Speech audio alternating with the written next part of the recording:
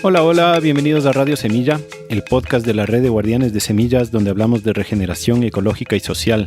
Yo soy Felipe Álvarez y hoy tengo un invitado muy especial, y es especial porque muchos miembros de nuestra comunidad nos pidieron que le invitemos. Entonces yo le contacté y resulta que él también ya escuchaba el podcast, entonces aceptó también con gusto y tuvimos una lindísima conversación. Él es Alex von Förster, argentino, en sus propias palabras, un cocinero fermentado por la investigación apasionada del dilema del omnívoro, condimentada por la permacultura y la biodinámica. Entonces, vamos a hablar justo de esos temas, de alimentación, de la agricultura biodinámica, de la evolución de los humanos y un montón de cosas relacionadas. A mí me encantó grabar este episodio con Alex y se nos quedaron, como es costumbre, un montón de temas más por conversar.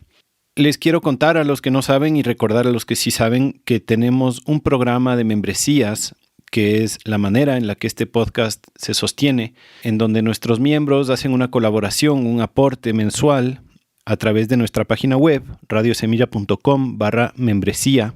Y al hacerse miembros, acceden a una plataforma online que estamos estrenando en esta quinta temporada, en donde tenemos cuartos de discusión de diferentes temas y de diferentes regiones, y también una biblioteca digital con un montón de materiales gratuitos para los miembros, y también un montón de beneficios de descuentos en proyectos regenerativos en todo el mundo.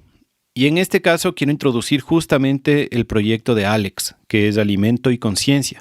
Alex hace un montón de cursos online y ahorita está justo por lanzar en marzo una formación anual en alimentación consciente. Es decir, les acompaña Alex y Lucía Ricaurte en un recorrido de 8 meses sobre alimentación. Qué comprar y cómo comprar los alimentos, rutinas, cómo manejar semillas, cereales, legumbres. Aprenden sobre nutrición, aprenden sobre el valor de la alimentación animal, sobre fermentación, sobre ciclos. Bueno, es una formación súper completa y los miembros tienen 20% de descuento en esa formación. Y además tienen un montón de otros cursos más cortos para los cuales los miembros de Radio Semilla tienen un 10% de descuento. Esos cursos son en panificación y repostería, en vegetales fermentados, en meriendas y snacks sin gluten. Bueno, así que estamos felices de esta nueva alianza con este proyecto. Síganle también en Instagram, aunque supongo que muchísimos de ustedes ya le siguen, pero si no, lo encuentran como Alimento y Conciencia. Y métanse a nuestra página web para hacerse miembros, radiosemilla.com/membresía. Eso, comenten en nuestras redes, califíquennos en la plataforma de podcast en la que nos escuchen y más que nada compártanlo con la gente que creen que le puede interesar, porque esa es nuestra única herramienta de marketing, ustedes compartiendo el podcast. Así que eso, gracias mil por escuchar, les mando un abrazo grandote y disfruten de esta conversación con Alex von Förster. Alex von Förster. No sé si lo pronuncié más o menos, pero bienvenido a Radio Semilla. ¿Cómo estás? Gracias, Felipe, gracias. Ni tan bien ni tan mal lo pronunciaste. Lo han pronunciado peor, digamos. O sea, He escuchado peores. es un apellido complejo. De hecho, acá en Argentina poca gente lo pronuncia realmente como es, ¿no? Pero bueno, ahí vamos. Se suele decir von Foster, mi apellido, que es una adaptación acá argentina, ¿no? Porque el apellido es de origen alemán y en realidad se dice von Förster. La B corta sería como una F, ¿no? En la pronunciación del apellido. Von Förster. Ahí vamos. Muy bien, bienvenido, hermano. ¿Y cómo así tienes apellido alemán? ¿Cómo es tu origen? No, yo nací acá en Argentina, pero digamos de una de las ramas de mi padre son de Alemania. De hecho, mi abuela y mi abuelo ambos tienen raíces allá en Alemania. Y la otro lado de mi madre es española principalmente. Pero ya tus padres y tus abuelos ya nacieron en Argentina. Mis padres sí, mis abuelos, mi abuela no, nació en España, mi otra abuela nació acá, pero se fue a los 2 años de vuelta para Alemania y después volvió para acá. Mi abuela y mi abuelo paterno tenían muy fuerte la raíz alemana, ¿no? O sea, como la mencionaban siempre a través de los alimentos y a través de... me enseñaban palabras en alemán y tenían un montón de cosas. Ya después, o sea, mi padre habla alemán, pero ya sin tanto hincapié en la tradición alemana y demás, ya estaba bien metido en Argentina. Y yo, de hecho, no sé hablar alemán, ¿no? Es algo que hoy un poco me arrepiento. De chico aprendí algunas cosas, después, porque mi abuelo me hablaba algunas palabras así, los idiomas en general me son simples de aprender, entonces, pero era un idioma, yo lo sentía siempre trabado, ¿viste? Como me daba la sensación de la persona que hablaba en alemán como que estaba de mal humor, algo le pasaba. Entonces nunca me atrajo ese idioma. Y ahora más grande, algunas cosas me hubiese gustado, más que nada por la lectura, ¿no? Poderlas leer en idioma alemán. Pero bueno, ya no sé si en esta vida me tocará aprender alemán. Ujú. Hay un montón de memes al respecto, ¿no? De, así como se dice mariposa, farfalia, no sé qué, y en alemán es... Claro, y sí, sí. Da la sensación de que hay un enojo, ¿no? Cada vez que Ajá. hablan. Eh, Oye, ¿y en qué ciudad llegaron a Buenos Aires? sí, sí, sí, nosotros somos acá de Buenos Aires, plena capital, ¿no? Capital. De hecho, fue una de las cosas que siempre rechacé. Es como que siempre me sentí, nací en capital, viví hasta mis veintitantos, 30 en zonas bien urbanas y buscando cómo irme un poquito más lejos, ¿no? Como que la vida urbana me cuesta mucho. La siento siempre en desequilibrio, así que ahora, por suerte, ya estamos a unos 45 kilómetros de la ciudad, en un lugar donde tenemos más contacto con la tierra, ¿no? De hecho, las calles son de tierra, ¿no? No son Mm. asfaltadas, si bien toda la civilización va avanzando y quieren como traer la ciudad acá, todavía tenemos esta posibilidad de más verde, ¿no? De otro horizonte. En provincia de Buenos Aires. Sí, sí, toda provincia de Buenos Aires. Yo ahora vivo en Ingeniero Mashuit, que es como el partido de Escobar, a 45 kilómetros nomás de la ciudad, ¿no? Ujú. Pero ya es otro contexto. ¿Y cómo fue esa infancia tuya en la capital? ¿Tus papás también eran personas urbanas? ¿En qué barrio te criaste? ¿Cómo fue un poco crecer ahí? Fue urbana, sí, fue una vida urbana. Tuve una infancia de mucho deporte, practicaba de todo lo que había, toda pelota que rodaba me gustaba jugar. Pero dentro de lo urbano, siempre hemos vivido en los que son zona norte, lugares un poco más verdes, ¿no? Todo asfaltado, pero por lo menos no es la plena capital, ¿no? Todo alrededor de Buenos Aires hay zonas donde todavía se conserva un poco más las arboladas y los parques y demás. Y vida de barrio, sí. Sí, pero, o sea, yo todavía de chico jugaba en la calle a la pelota, ¿no? Ujú. Porque había terrenos baldíos, pero en un contexto de calle de pavimento, ¿no? De cemento y de vida urbana, de ir a jugar al club, bien de barrio. Digamos, no se veía nada de la ruralidad, ¿sí? No había ni... O sea, veías alguna que otra persona mayor que por ahí en su casa tenía su huertita, ¿no? Había algunas que otras huertas, o en terrenos baldíos hacían huertas, pero muy poco. Y ya eran épocas donde casi no se veía gente con gallinas, por ejemplo, ¿no? ¿Qué épocas estamos hablando? Porque es medio difícil adivinarte la edad. Y yo hoy tengo 48, ya estoy para mis 49 años, Mm. así que te estoy hablando ahí más o menos de 1980, 1990, esas épocas, ¿no?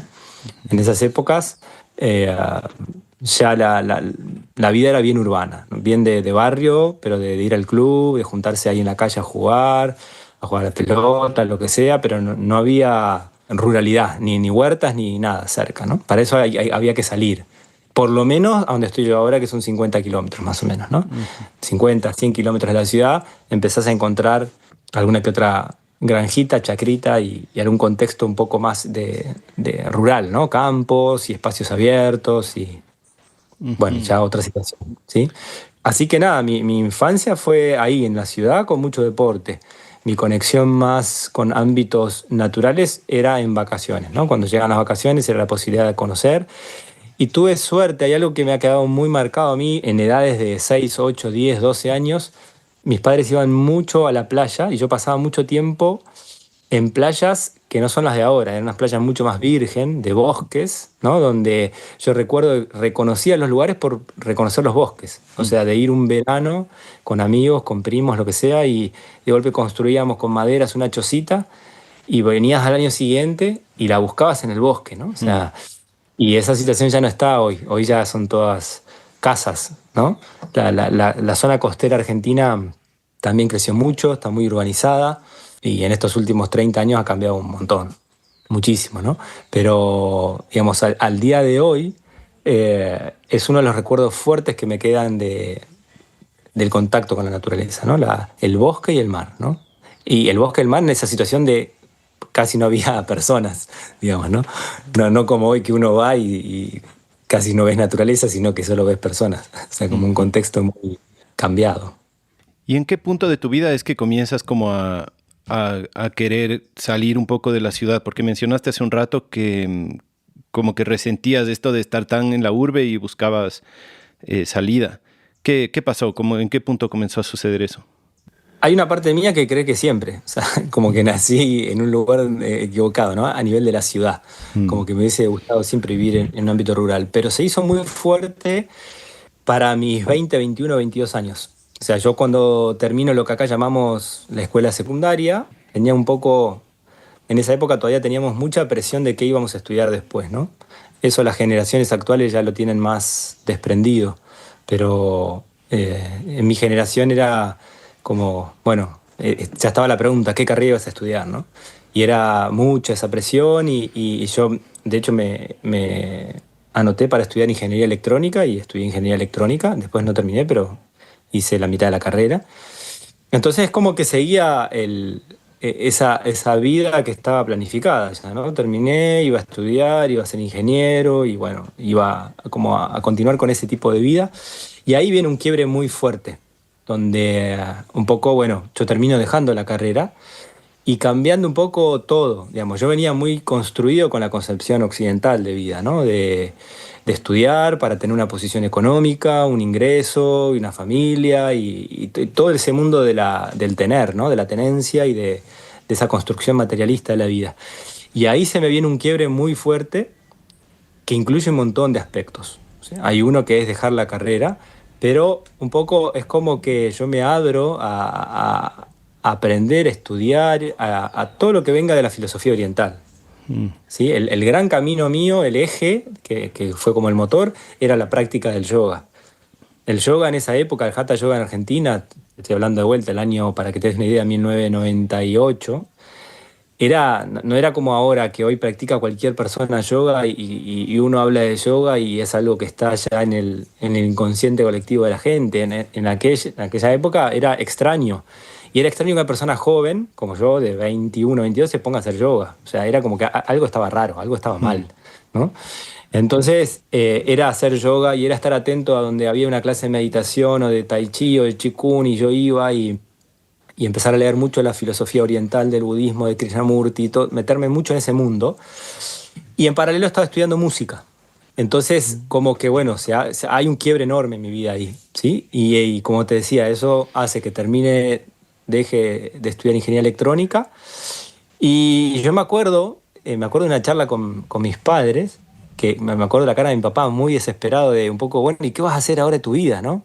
Porque él trae mucho esta concepción de la vida occidental, del tener, ¿no? O sea, uno es algo a partir de lo que conquista materialmente. Y yo justamente tiraba abajo esa mirada. Y me acuerdo mi respuesta era, yo no sé qué voy a hacer, pero sí sé muy bien lo que ya no voy a hacer más, y es esto. Entonces, creo que de ahí en adelante me acompaña mucho esto de no sostener más aquello que yo tengo claro que no va más. Y esa mirada de la vida no iba más para mí. Y entonces ahí empiezo, bueno, en esta mirada oriental, a practicar yoga todos los días. Yo soy una persona, por más que voy a formarme y estudiar a lugares, soy muy autodidacta. Es como que salgo de una clase de yoga y me voy a comprar 4 libros y me pongo a estudiar y a leer y a ver un poco más. No es como que siempre... Y en ese momento me acuerdo, los libros de Van Lieseved, que eran una de las personas muy reconocidas en el mundo del yoga, que tenía un montón de bibliografía, aprendo yoga, perfecciono mi yoga, etcétera, etcétera. Y ya me empieza a llamar la atención esto de la gente, todos los yogis eran vegetarianos, ¿no? Entonces ahí empieza mi primera pregunta de por qué vegetarianos. Y ahí a mis 21 años más o menos me empiezo a preguntar un poco, bueno, ¿qué estoy comiendo? O sea, ¿qué sostengo yo con mis elecciones de alimentación? Y ahí empieza ese camino de la filosofía, el mundo oriental, y la alimentación se empieza a meter, ¿no? Estas preguntas de por qué son vegetarianos, ¿no? Y entonces, ¿qué estoy comiendo? Y empiezo ahí a cuestionar un poco el sistema industrializado, y ahí empiezo mi camino de formación y de estudio en alimentación, digamos, ¿no? Ahí se empieza a abrir esa puerta. De ahí para acá no paré nunca, digamos, ¿no? O sea, la alimentación es como que me capturó y me fue llevando, pero me fue llevando en ese sentido de despertar conciencia, ¿sí? De preguntarme quién soy, qué hago acá. O sea, la alimentación fue como que la soga que llevó todas esas preguntas que venían después. Qué bacán. Me identifico un montón con tu camino porque me pasó algo parecido de haber entrado a la universidad porque tenía que ser algo y me metí a Claro. estudiar ingeniería mecánica y a los 2 años no tenía idea por qué estaba estudiando eso. Igual mi papá también era como que, pero ¿y si te sales qué vas a hacer? Y me fui a estudiar música y igualito, ¿no? Como, solo que bueno, después me fui por otros caminos, pero me identifico en ese. Creo que es el dilema de nuestra generación o nuestras generaciones de alguna forma, ¿no? Somos los que Sí, comenzamos a romper un poco esto de qué se espera de claro. mí y el profesionalismo y el profesionismo y qué sé yo. Es súper interesante. Eh, Quiero coger un poquito esto que dijiste del vegetarianismo porque quisiera reconocer algo que te escuché escuchando entrevistas para hacer este podcast. Te escuché algo que me gustó que dijiste y que me gustaría repetirlo aquí. Porque aquí en este podcast les damos muy duro a los vegetarianos y a los veganos y casi nunca les hacemos caricias y, y les mandamos cariño. Y a mí me gustó que tú dijiste que si bien ya no comulgas con el veganismo, que si bien ya, digamos, la parte de qué es lo que sugieren, qué es lo más saludable para el cuerpo, ya no te hace sentido, que sí hay que reconocerles que fueron pioneros culturalmente en pensar como de dónde viene lo que estoy comiendo, ¿no? Cómo como con compasión, cómo como sin hacer daño a otros. Y tal vez eso me sorprendió porque yo no tenía claro que ese movimiento había sido el pionero en esto. Pero me hizo sentido y me dio ganas de reconocer eso porque en este podcast nunca lo hemos hecho, ¿no? Entonces, ¿tú tienes claro eso? O sea, o fue como te llegó a ti o tú sientes que en la cultura en general fue el movimiento vegano o vegetariano, más bien antes que el vegano seguramente, de comer con compasión o de comer con conciencia? No creo que sea el veganismo exclusivamente. Yo creo que cada movimiento suma algo.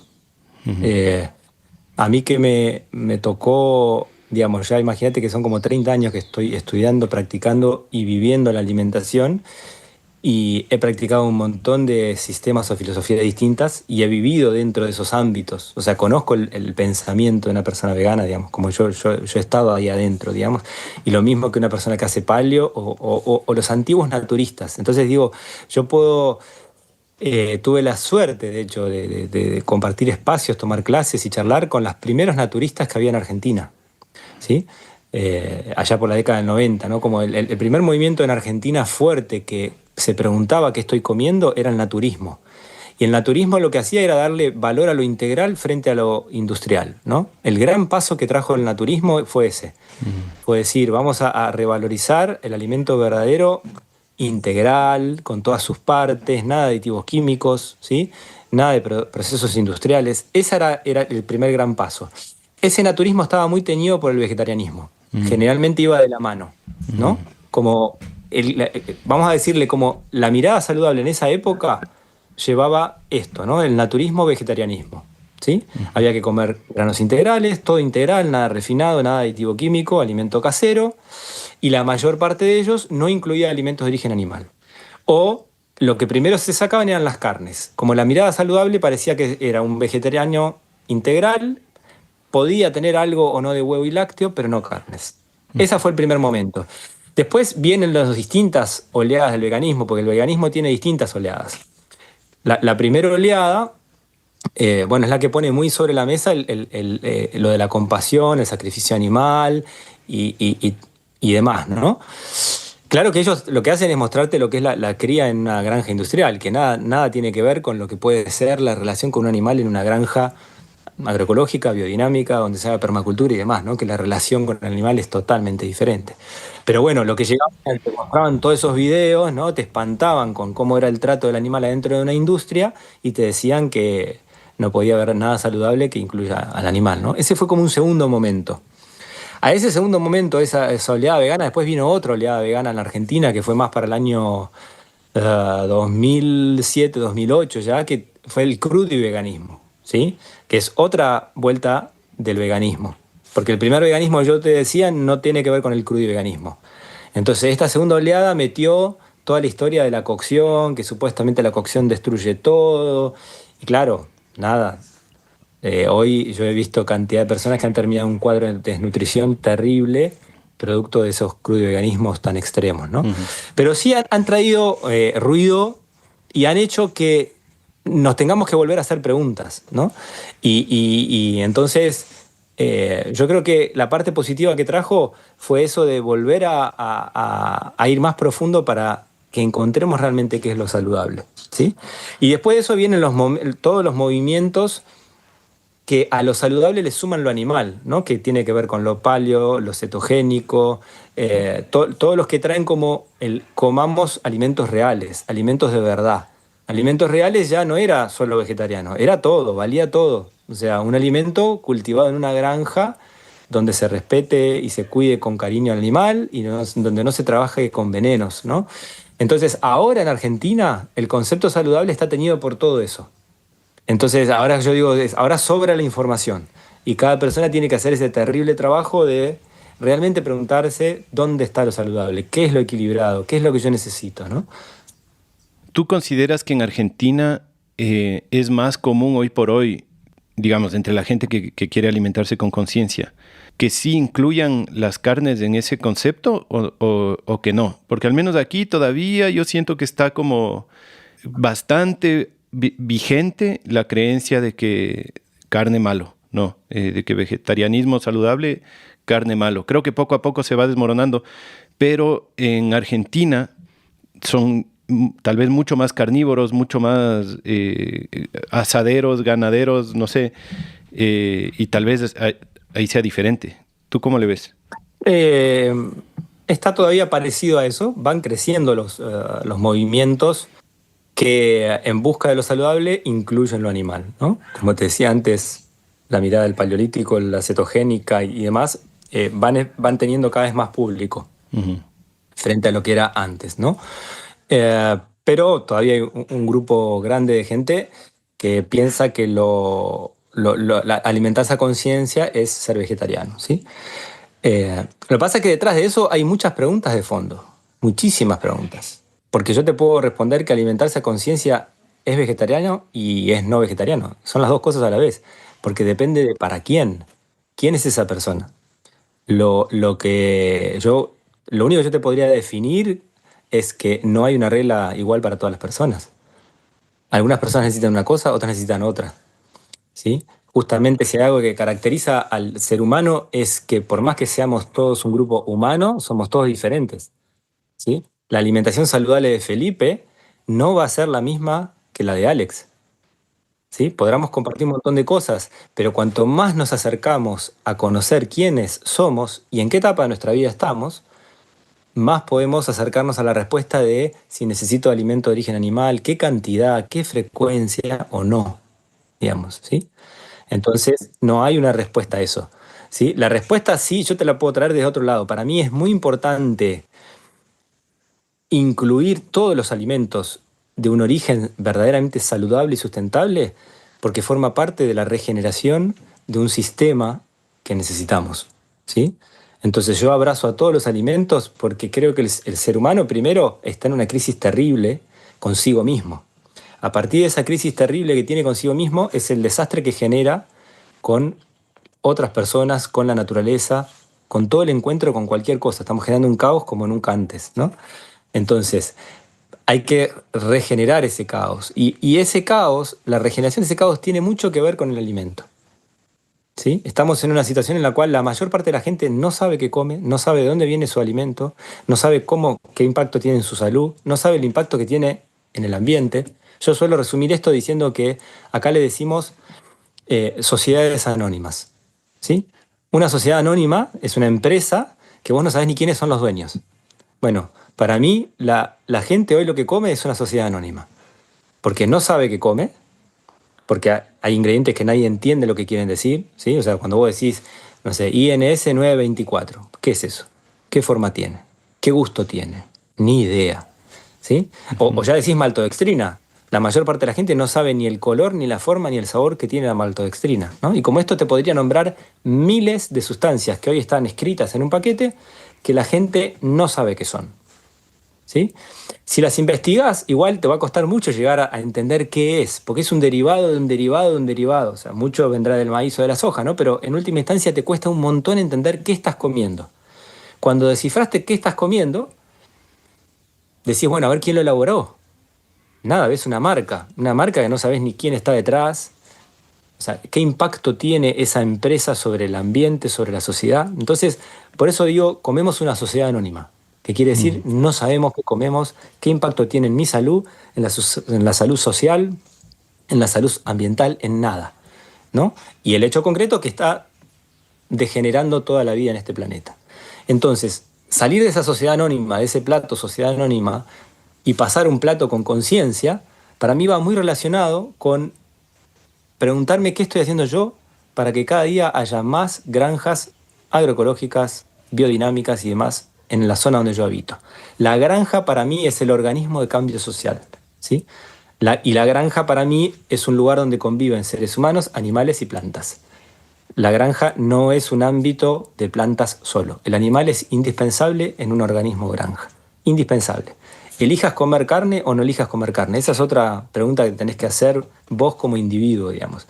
Pero los animales domésticos de granja son claves para la regeneración de un sistema, ¿sí? En todo sentido. Entonces, para mí la granja es lo que tenemos que regenerar como sistema. Y la granja va a generar que va a haber carne disponible para comer, ¿sí? Porque cualquiera que sabe manejar una granja te das cuenta que a veces tenés que faenar un animal para venderlo, para sostener económica la granja, o un animal está muy grande y hay que faenarlo también porque, bueno, ya cumplió su edad y entonces hay carne disponible y bueno, ¿sí? Entonces forma parte de los ciclos, ¿sí?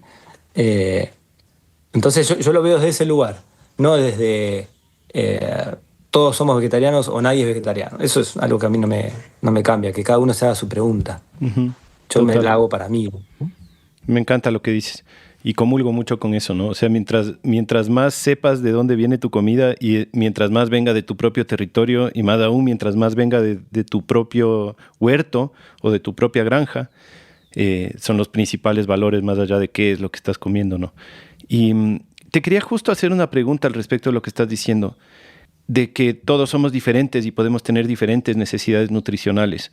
¿Tú crees que es algo totalmente individualizado o crees que hay formas de categorizar un poco los diferentes grupos poblacionales? Es decir, porque hay un montón de tradiciones, no sé, por ejemplo, la Ayurveda, ¿no? Que tiene los doshas y que tiene diferentes recomendaciones según los diferentes doshas. Hay gente que dice que es por el grupo sanguíneo, que si es que tienes el tipo de sangre A positivo, te sienta bien la carne y si tienes el, qué sé yo. Hay otros, o bueno, ya tal vez el más obvio, más biológico, como entre hombres o mujeres, o entre viejos o niños, no sé, como tienes tú categorías, lineamientos, formas de pensar, formas de organizar, de qué tipo de alimentación es mejor para qué tipo de personas. Sí, digamos, no tengo una particular, pero voy formando, y eso está en pleno proceso de aprendizaje y estudio y experimentación, a partir de las tradiciones que tenemos milenarias. El Ayurveda es una de esas, ¿no? La medicina china puede ser otra, los pueblos originarios tienen. Si vos te fijas, esas tradiciones, yo divido mucho eso de lo que es los grupos sanguíneos. Los grupos sanguíneos para mí no tienen nada que ver con eso.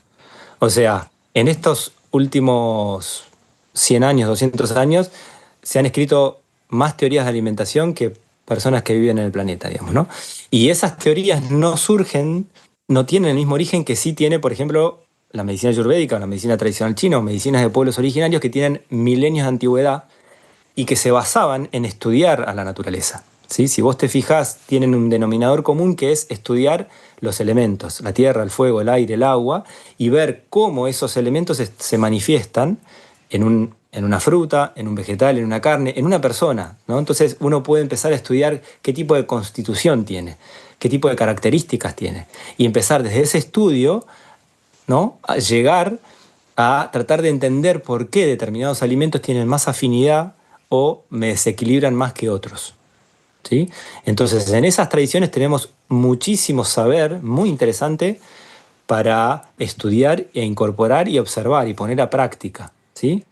Después, en los últimos 100 años hay 200 millones de teorías escritas que no responden más a algo que a una persona le funcionó y tiene buen poder para escribir y para capturar la atención de la gente y ya, ¿no? Y no responde a algo que esté de la mano de la evolución humana, ¿sí? Cuando vos mirás en el Ayurveda o en medicinas de pueblos originarios, ves algo que ya goza de la experiencia de muchos miles de años. Entonces, el Ayurveda me parece algo interesantísimo. Lo que hay que tener en cuenta es que está desarrollado en un lugar que tiene una característica geográfica y cultural particular, ¿no? La India, el Tíbet. De hecho, la Ayurveda en el Tíbet es distinto a la Ayurveda en la India, ¿no? Entonces, fíjate cómo la Ayurveda en el Tíbet usa conceptos parecidos, pero usan carnes, o sea, consumen carnes. En la India no, ¿no? Entonces, pero la manera de estudiar los elementos y cómo están manifestados en un pedazo de carne, en una fruta o en un ser humano, es la misma, ¿sí? Entonces nosotros podemos usar esos principios viviendo en cualquier parte del mundo a partir de los alimentos locales que podamos producir de manera agroecológica, digamos, ¿sí? Porque yo lo que estoy usando es la herramienta para estudiar la naturaleza. No voy a usar el alimento que la persona que hace ayurveda en la India considera saludable en la India. Yo tendré que preguntarme en Argentina, ¿sí? ¿Cómo llego a ese concepto? Y esa es una lucha permanente que yo tengo. Por ejemplo, acá, o sea, Argentina lo que hace, y principalmente Buenos Aires, tiene la capacidad para absorber las modas de todo el mundo, ¿no? Yo creo que un poco esto se da porque como somos ¿no? Un pueblo muy de inmigrantes, cualquier teoría que se pone de moda en cualquier país, en Argentina va a llegar. Es así. Yo lo vi desde el punto de vista de la alimentación, ¿no? Acá yo vivencié varias oleadas de macrobiótica, varias oleadas de ayurveda, el paleo, el aceto, todo lo que yo veo que hace 5 años atrás estaba de moda en Estados Unidos o en Europa, viene para Argentina, digamos, ¿no? Y así como viene el concepto, viene los alimentos que se vendían allá, ¿no? Y estamos totalmente amputados de la idea de qué es realmente saludable, totalmente desvinculados de la sustentabilidad de eso. Entonces acá se la pasan comiendo aceite de coco como que fuese el gran aceite. Y sí, es el gran aceite en Puerto Rico o en Indonesia, pero no en Argentina. En Argentina no tenemos una sola planta de coco, ¿no? Y así importamos el concepto, importamos el producto y terminamos haciendo alimentaciones que son totalmente insustentables y de saludables no tienen nada, porque si uno le pone detrás de eso la huella de carbono que tiene, la calidad de trabajo, andás a ver quién elaboró ese aceite de coco, bajo qué calidad de trabajo había detrás, ¿no? Entonces, yo creo que tenemos que el concepto traerlo a nuestro lugar y masticarlo y digerirlo con lo que nos toca en la región donde estamos, la cultura donde estamos, ¿sí? La forma de relacionarnos que tenemos acá y pensarnos acá. No podemos importar el Ayurveda. Podemos importar la manera de mirar la naturaleza, pero la tenemos que mirar acá. Totalmente. Y entonces, para volver un poco a tu camino, tú como tuviste esta conciencia un poco temprana, 21 años, 22 años, meterte al yoga, meterte al vegetarianismo, fuiste transitando, me imagino, las diferentes corrientes o modas de alimentación consciente que iban llegando mientras pasaban los años. ¿Nos quieres hacer un resumen de cuáles fueron esas diferentes alimentaciones o corrientes que viviste y si quieres describirlas un poquito y decir qué rescatas de cada una o qué no te gusta de alguna? Sí, claro, justamente cuando empezamos la charla yo te contaba un poco cómo de una forma rápida, ¿no? Cómo había sido la llegada de distintos movimientos que traían o que removían un poco la conciencia de qué era una alimentación saludable. Yo me encontraba estudiando y practicándolas, digamos, ¿no? Digamos, a mí me enseñó mucho la experiencia, ¿no? Hubo un día muy claro que yo me di cuenta, una cosa es lo que dice ese libro, una cosa es lo que diga este profesional y otra cosa es lo que esa información a mí me resuene en la vivencia, en la experiencia, ¿no? Entonces, justamente, yo me tomaba 2, 3 años para estudiar y practicar ese tipo de alimentación. Y así fue que empecé con una mirada naturista vegetariana, ¿sí? Fui vegetariano muchos años, yo estuve 15 años sin comer carne roja en el país del asado, donde yo aprendí de chico a hacer asado, digamos, y era algo que compartía en familia, ¿no? Entonces, también volver a comer carne roja fue todo un replanteo en su momento. Pero bueno, arranqué en esos años de naturismo, vegetarianismo, dándole mucho valor a lo integral. Y en esos años, ahí yo me di cuenta cómo la cultura es muy importante, porque habíamos recuperado el concepto de la importancia de volver a comer integral, pero ya no sabíamos comer integral como comían nuestros antepasados. Es decir, todos los que nos volcábamos a comer harinas integrales, cereales integrales, legumbres, semillas, habíamos perdido toda la sabiduría en torno a los procesos de remojo, de fermentación, de cocción y demás que hacen que todos esos alimentos se digieran con facilidad, no generen trastornos digestivos, que se absorban bien sus nutrientes, etcétera, etcétera. Entonces, claro, lo comíamos porque el valor era que era integral. Y si era integral era bueno, pero te caía mal. Estabas con la panza inflada, con gases, con distensiones. Pero bueno, el problema tendría que venir por otro lado, porque de golpe el alimento era agroecológico, era orgánico, era integral. ¿Qué más le puede faltar? Claro, le faltaba la cultura, justamente. Aprender a usarlo como se usaba hace siglos o milenios atrás, ¿no? Y eso fue lo que la cultura esta industrial nos sacó esos valores, que por suerte no llegaron a extinguirse, ¿no?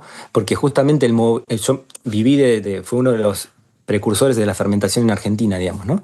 Entonces yo viví todo ese movimiento de cuando empezamos a recuperar el saber ancestral de los procesos de fermentación en vegetales, en cereales, etcétera, etcétera, ¿no? Y eso era llevar el alimento a cómo realmente se va a digerir bien, además de lograr otras texturas, sabores y demás, ¿no?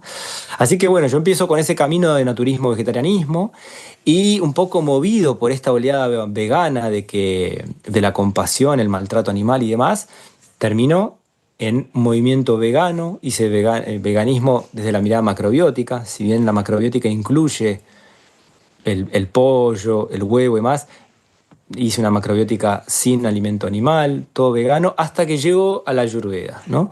Y el Ayurveda ahí me sacudió un montón, porque la Ayurveda fue un poco el que me trajo la mirada de el arroz integral orgánico no es bueno por ser arroz integral y por ser orgánico. ¿Por qué? Porque va a depender de tu cualidad, de tus características. Entonces, lo que podemos decir es que los cereales integrales orgánicos son excelentes alimentos. Para Felipe, por las características de Felipe, por ahí le va mejor el mijo. Y para Alex, por las características de Alex, tal vez le va mejor el arroz. Los dos son cereales, los dos son orgánicos, los dos están cultivados en suelos vivos sin agrotóxicos. Pero para comer habitualmente, por tus características, tal vez te conviene uno y a vos el otro, ¿no? Entonces la Ayurveda a mí me sacudió mucho en ese ámbito. Y fue muy interesante. Realmente aprendí muchísimo, sigo practicando cantidad como te decía antes, de conceptos, ¿sí? Aplicados a la región donde vivo hoy. Y en esos años de Ayurveda llega el movimiento de la comida viva, le decían, ¿no? El crudo y veganismo, live food, raw food y toda esa historia. Y bueno, viene toda la fobia a cocinar, no se podía cocinar, ¿no? Había que comer todo crudo. Y bueno, unos años practicando eso, pero fueron muy evidentes las deficiencias que tenía. A mí todos los veganismos y vegetarianismos me llevaban siempre las mismas deficiencias. Deficiencia de hierro, de vitamina B12, vitamina D, y empezaban a haber algunas cuestiones hormonales, y siempre era una y otra vez caía en esos lugares. Que algo interesante que yo hice era, yo trabajé mucho con distintos médicos, distintos profesionales, entonces por ahí cada 6 meses me estaba haciendo estudios de sangre y podía ir haciendo un seguimiento bien de cerca de cómo me impactaban las distintas alimentaciones. A mí en lo personal. Por eso hay cosas que yo no las generalizo.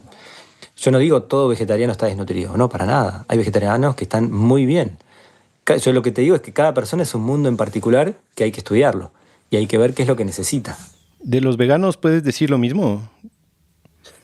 El veganismo tarde o temprano manifiesta deficiencias. Yo creo que todavía, ahí nos vamos a meter en otro, no me quería desviar, ¿no? Pero en otro tema que es un poco la evolución humana.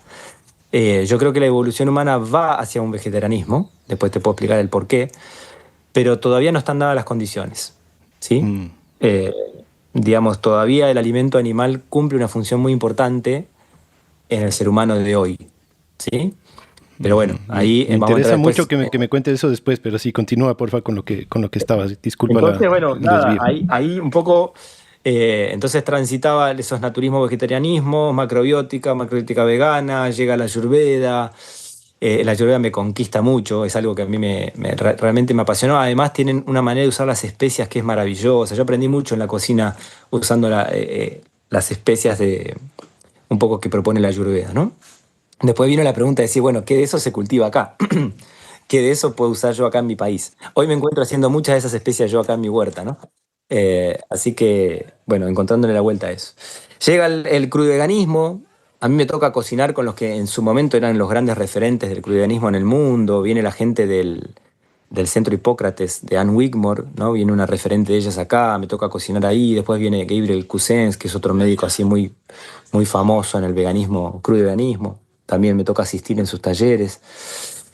Y ya ahí había cosas que a mí no me cuadraban para nada el veganismo. O sea, lo más que... Primero que a mí a nivel nutricional no me hacía bien, ¿no? Me la pasaba suplementándome con cosas. Pero después empecé a ver las incongruencias que tiene en cuanto uno habla de sustentabilidad, ¿no? Estaba lleno de personas veganas que se la pasaban importando suplementos y alimentos para tratar de llegar a no tener deficiencias, ¿no? Entonces importábamos que la semilla de cáñamo, que el goji, que el aceite de coco, que todo, ¿no? Y suplementos. Y vos decías, pero ¿esto qué tiene de sustentable? Digo, ahí fue donde se me hizo claro, digo, prefiero sacrificar una gallina y comer una gallina si necesito B12 o lo que necesites, ¿no? Eh, Ese momento a mí en mi vida particular me toca con el movimiento de recuperación de la fermentación. A mí me toca abrazar esos dos, la fermentación me captura y la fermentación te llega a estudiar tradiciones nutricionales. Y cuando te pones a estudiar tradiciones nutricionales vas viendo que en todos lados comían alimentos de origen animal en función de lo que se daba en cada lugar, ¿no? Y entonces ahí yo un poco vuelvo a replantearme el consumir alimentos de origen animal y empezar a estudiar tradiciones nutricionales. A decir, a ver, atrás, más allá de estos 100 o 150 años de tanta locura y tanta revolución industrial y tanto alimento hecho por la industria, ¿qué comía el ser humano en cada lugar? ¿No? Empezar a preguntarme un poco eso. Y bueno, y eso fue todo digamos, eh, un shock en muchos sentidos. Primero, yo en tener claro que yo necesitaba eso y que tenía que volver a incorporar alimentos de origen animal cuando yo ya era una figura muy reconocida en el ámbito del veganismo y el vegetarianismo. O sea, eso fue, pensá que fue un golpe. ¿Cómo vuelvo yo? Gente me llamaba, pero ¿cómo volvés a comer carne? ¿No? Y muchos me hacían la pregunta porque ya tenían la pregunta dentro de ellos. ¿Sí? O sea, también había algo que les hacía ruido, que les resonaba, que no les quedaba claro, ¿no? Diciendo, yo no me encuentro bien con el veganismo. A ver, ¿por qué estás comiendo carne de vuelta? ¿No? Como, contame que yo necesito saber también, ¿no? ¿Cómo es que has dado ese paso? ¿No? Perdón, mucho rechazo también me imagino, mucha ira, mucha traición, ¿o no? Claro, ¿cómo haces esto? ¿No? Y yo, la verdad que vuelvo a esto que te decía antes. Hay una frase una vez, cuando yo estudiaba, o sea, hoy toco la guitarra, tocamos, pero ya no en ámbito tan profesional de estudio, ¿no? La música.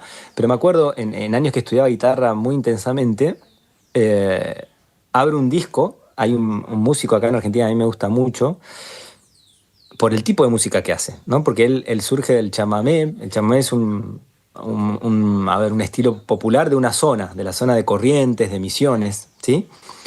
Eh, Como distintos lugares de Argentina tienen sus músicas populares, imagino que allá de pasar parecido, ¿no? Ujú. Que son muy diferentes, que están muy arraigadas a lo que es la geografía y lo que es la cultura y la gente de ese lugar, ¿no?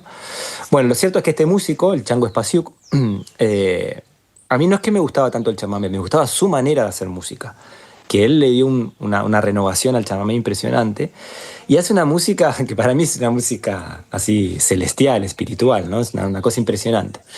Bueno, la cuestión es que me compro un disco de él que se llamaba Chamamé Crudo y cuando abro el disco, había una frase de Bela Bartók que decía lanzarse a lo desconocido desde lo que es conocido pero intolerable. Mm. Y ese creo que fue el eje mío en el camino de la alimentación, ¿no? Como cuando yo dejo el veganismo, un poco no sabía con qué me iba a encontrar, pero tenía claro que esto no iba más, ¿sí? Entonces yo creo que el valor era hacerme cargo de esto, decir, esto no va más. Allá parece, ¿no? Como lo desconocido, pero bueno, vamos a ver de qué se trata esto. Y ese fue el salto de volver a incorporar alimento de origen animal, ¿no? Que obviamente no iba a ser cualquier alimento, no iba a ir al supermercado a comprar un pedazo de carne, ¿no? Era vincularme de vuelta con el sacrificio, ver quién conseguía carne de caza o carne de granjas. La ganadería regenerativa en ese año en Argentina todavía no tenía la difusión que tiene hoy. Hoy viene creciendo mucho y ya quien quiere conseguir carnes de pastura, está mucho más fácil el acceso, ¿sí? Mm. En aquel entonces no había, o sea, a nivel comercial, uno no iba a un local y compraba carne de pastura. Tenías que conocer a alguien que tenga campo y que vaya a faenar un animal o a alguien que vaya a cazar. Era más complicado. Entonces me tocó un poco meterme en esos mundos para conocer a ver dónde conseguir alguna carne salvaje o alguna carne que provenga de una granja de este tipo, porque no iba a comer carne industrial tampoco, ¿no? Así que fue todo un gran desafío en esa instancia, ¿no? Así que bueno, ahí más o menos los modelos. Yo, justamente el modelo paleolítico cetogénico no lo practiqué poco tiempo y tengo muchas diferencias con esos sistemas. Justamente eso va relacionado con lo que te decía antes de la evolución. Yo creo que es una involución, no es una evolución. Eso es cero carbohidratos, ¿verdad? Claro, sí, es como... En realidad, yo creo que es una gran mentira, porque es decir, hoy me quiero alimentar como se alimentaban supuestamente en el Paleolítico, ¿no? Que en el Paleolítico, para aquellos que, digamos, no tienen esa imagen un poco de la historia, le llamamos Paleolítico a esa época supuestamente de cazador-recolector, y le llamamos el Neolítico cuando llega la agricultura, ¿no? Ujú. Como gran pasaje, digo, llega la agricultura, llegan los cereales, llegan los animales domésticos, llegan los lácteos, ¿sí? Entonces, el paleolítico sería una alimentación a base de carnes y de la recolección, hortalizas o frutas o frutos de recolección. Ujú. Pero el que hace paleo hoy, digo, no comía rúcula, no comía zanahoria, no comía lechuga, no comía manzanas, todo eso forma parte de la domesticación, de la relación del ser humano con las hortalizas, con las frutas, con los animales, ¿no? Entonces, yo creo que no es una verdadera alimentación paleolítica el que te dice como paleo, ¿sí? Lo que te está diciendo es no como cereales, no como lácteos, pero no está comiendo carnes salvajes, no está comiendo hortalizas o frutos salvajes, está comiendo algo que responde a la producción de una granja, y una granja es la relación doméstica. Lo que pasa es que también hay que entender a la domesticación de otra manera. Nos criaron con esta idea que la domesticación es el ser humano maltratando a todos para que todos estén a su disposición. Y no tiene nada que ver con eso. La domesticación es otra cosa, ¿no? Es entrar en relación con un animal, en ver su necesidad. Y también el animal entra en relación con el ser humano, ¿no? O sea, como que los humanos tenemos mucho para darle a los animales que entre sí no se lo pueden dar, digamos, ¿no? Entonces, hay muchos aspectos ahí muy, muy interesantes. Y es el concepto de irse en contra de la domesticación, es lo que a ti te parece una involución. Ah, yo no lo diría así, lo que diría es el ser humano de hace 1000 años, 1500, 2000, 5000, 10.000, no es el mismo de hoy, ¿sí? Hay una evolución en esa conciencia. Podemos tomar millones de ejemplos, solo basta estudiar la historia y darnos cuenta de que hay un montón de cosas que van evolucionando, y la conciencia del ser humano actual no era la de la Edad Media, no era la de la antigua Roma, no era la de los antiguo Egipto, el origen de la agricultura, ¿sí? Mm. Digamos, el ser humano en esa evolución, en paralelo también hay una evolución del alimento, ¿sí? Hoy la gente, esto que te voy a decir, nadie se lo pregunta, pero no estuvo siempre todo tipo de alimento disponible en cualquier momento de la historia humana, ¿sí? Ujú. Y todo lo que esta cultura no puede explicar con una ciencia tan acotada como la que tiene, lo deja librado a un ámbito de la creencia, de la superstición, pero eso puede ser estudiado. O sea, la gran pregunta es, ¿por qué empezamos a hacer agricultura? Y a nosotros nos enseñan, la respuesta que nos dan es solo materialista. Hacemos agricultura para tener alimento disponible, para poder comercializar. Todo eso es materialista. No tiene nada que ver la agricultura con eso, ¿sí? ¿Por qué llegamos al pan? ¿Cómo llegamos al pan? El pan es una obra maestra en la humanidad, una obra maestra. Y hoy está tan crucificado. Cualquiera de nosotros que se toma el trabajo de pensar cómo llegamos al pan, se va a dar cuenta que el pan es una obra maestra y por eso figura en tantos textos sagrados. Porque para hacer pan, vos fíjate que tenemos que haber llegado al conocimiento de cómo transformar una semilla salvaje en cultivable y llegar a un trigo o el cereal que sea, porque no quiero hablar del trigo, no podemos hablar de la cebada, el centeno, el que sea, pero llegar a un cereal cultivable, aprender a cultivarlo, que eso ya es un gran aprendizaje, a cosecharlo, ¿sí? A pelarlo, trillarlo, a molerlo. A partir de la molienda, al día siguiente no aprendimos a hacer pan. De hecho, si uno mira en la historia, lo primero que hacíamos eran panes chatos. O sea, llevó mucho tiempo pasar de un pan chato a conquistar la fermentación. Y a partir de eso entender qué es la fermentación y llegar a un pan. Hay mucho conocimiento ahí que llega al ser humano de una manera que la sociedad actual no lo puede explicar. ¿Cómo explica la sociedad actual la fermentación? No sé, alguien se olvidó algo y por casualidad fermentó. Todo es casualidad, todo es creencia, es superstición, y no es así. La fermentación responde a una técnica. En toda la fermentación, vos fermentá lo que sea, fermentá chucrut, fermentá una bebida, fermentá un pan, no hay nada de casualidad. Hay técnicas, hay pautas que seguir, y si no las seguís, no llegás al producto fermentado. Entonces eso te está hablando de que hay un conocimiento que se adquirió de una forma en un momento determinado, que la sociedad actual no sabe cómo se llegó a eso, ¿sí? Entonces lo que sí te está mostrando es que hay una evolución de un ser humano que era de una manera, y en esa conquista de conocimiento y de expansión de la conciencia, también, como va evolucionando el ser humano, va evolucionando la aparición de los alimentos, ¿sí? Pasa que ese sentido más profundo de cada alimento no lo tenemos. Hoy el alimento le damos valor o lo desechamos solo por la materia. Tenemos una nutrición, una ciencia, una medicina que es materialista. Lo que elige como bueno o como malo lo elige por la materia, por la sustancia, por el nutriente. Como esto porque tiene proteína, porque tiene hierro, porque tiene calcio. No como esto porque no tiene agrotóxico, porque no tiene aditivo químico. Todo eso son sustancias. Buenas o malas son sustancias. Nadie elige algo por la vitalidad de lo que eso lleva. ¿Sí? Ese es el ámbito que yo te digo de lo sensible, lo suprasensible, la vitalidad. Eso está relacionado, ¿sí?, con determinadas fuerzas que le dan a ese alimento. ¿Cómo se llega a ese alimento? ¿Se entiende? Entonces, estudiar todo ese ámbito más sensible nos lleva al lugar de que hay una evolución entre lo que fue el ser humano y lo que es hoy.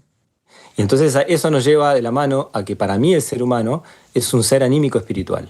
O sea, hay un cuerpo, pero hay una parte anímica, de alma, y hay una parte espiritual.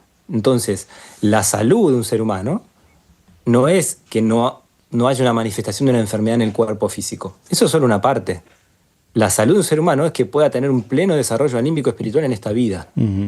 Una alimentación saludable, una alimentación consciente para mí, es aquella que permite que Felipe haga lo que vino a hacer a este mundo. Esa es la alimentación saludable. La alimentación paleo o cetogénica puede no hacer que tengas deficiencia de hierro, de vitamina B12, pero no implica que ayude en tu desarrollo anímico espiritual. En ese ámbito yo creo que lo bloquea. Lo que quiero decir para que se termine de entender es, la alimentación está ligada con la conciencia humana de ese momento. La alimentación paleo era la correcta para el hombre paleolítico. El ser humano paleolítico, todo lo que uno puede leer y estudiar, era un ser humano más primitivo en el sentido de más instintivo, más, por decirlo de alguna manera, no quiero que sea despectivo esto, ¿no?, pero más animalizado, ¿sí? Si uno observa en la evolución humana, al estudiar las culturas, te vas a dar cuenta que ir perdiendo el instinto tiene que ver con ir ganando la posibilidad de desarrollar la conciencia. Hoy el ser humano no tiene el instinto que tenía hace milenios y una cosa se relaciona con la otra. La pérdida de ese instinto tiene que ver con la ganancia de la posibilidad del desarrollo de la conciencia, del desarrollo espiritual de un ser humano. ¿Sí? Entonces, preguntarse cómo es que se da ese desarrollo espiritual en un ser humano. ¿Y cómo se puede vincular con la alimentación? La única manera de llegar a eso es estudiar la evolución del ser humano en paralelo a la evolución del alimento. Entonces ahí vas a decir, claro, la alimentación paleo te lleva a un tipo de pensamiento paleo. Ujú. Y esto me lleva también como a pensar en todo el misterio que hay, ¿no? Alrededor de, digamos, justo lo que dices, no se puede solo pensar en la alimentación en función de nutrientes. Y hay gente, muchos testimonios y muchos muy comprobados de gente respiratoriana, por ejemplo, Ujú. que eso existe. O sea, hay gente que ha llegado a algún tipo de nivel de conciencia o de instinto o de no sé cómo se vaya a llamar, pero de que es capaz de vivir sin alimentarse, ¿no? A lo que voy es que hay un misterio que puede, la parte que no conocemos puede llegar a ser más importante y más potente que la parte fisiológica, bioquímica, qué sé yo. Y me parece súper valioso rescatarlo. Y creo que el opuesto, es un debate que hemos tenido en la red hace poco tiempo, es lo que están llamando ahora la ortorexia. No sé si has escuchado este término, ¿no? Que es como esta ya patología de tener una obsesión de comer correctamente, ¿no? De no te comes nada que no cumpla con todos los principios que tú te marcaste, ¿no? Si es que me fui a comer a un lugar y me sirvieron un arroz, qué sé yo, que no es orgánico, este rechazo a esa comida, ¿no? Ese, uy, eso no puedo comer, eso no puedo topar, esto es animal, esto no es orgánico. Y esta obsesión lleva a un miedo a la comida que rompe también totalmente con la cultura y con la mística y con el gozo que está relacionado con la comida, ¿no? Entonces, no sé, hay gente, por ejemplo, que es súper activista en contra de los agroquímicos, ¿no? Y yo también me parece algo muy grave lo que pasa con los agroquímicos, pero yo sí como comida que tiene agroquímicos. Y cuando la como, me aseguro de no rechazarla, de no sentirme culpable, de no comer así como con, qué sé yo, sino disfrutarle, por más que tenga los agroquímicos que tenga, ¿no? La gente más radical dice, no, vas a destruir el planeta con ese criterio, ¿no? Pero yo pienso eso, que más importante es la mística y la espiritualidad y el gozo y el amor que uno puede tener por la comida y por todo lo que eso representa, que también no es solo tu nutrición, sino que también es el compartir, también es es un momento sagrado, ¿no? Entonces, suscribo mucho a esto que tú dices, ¿no? No podemos enfocarnos tanto solo en los nutrientes. Y para ti, Alex, ¿qué de tu alimento o cómo tu alimento nutre tu parte espiritual? Bueno, primero habría que ponernos de acuerdo qué es lo espiritual en el ser humano, ¿no? Ujú. ¿Cómo puedo llegar a eso, ¿no? ¿Cuál es esa cualidad, ¿no? Y para mí es esto de vuelta, en tratar de entender qué es lo que trae cada alimento, ¿sí? ¿Qué es lo que constituye cada alimento? Si yo puedo traerte esta idea de los nutrientes, la proteína, el hierro, las vitaminas, ¿no? Que nos tiene tan cautivados ahora, eh, pensá que no tiene más de 150 años de antigüedad. No, no tiene más de eso. Ujú. Entonces digo, nosotros tenemos milenios de antigüedad. ¿Cómo llegábamos antes a una idea de lo que era saludable o no?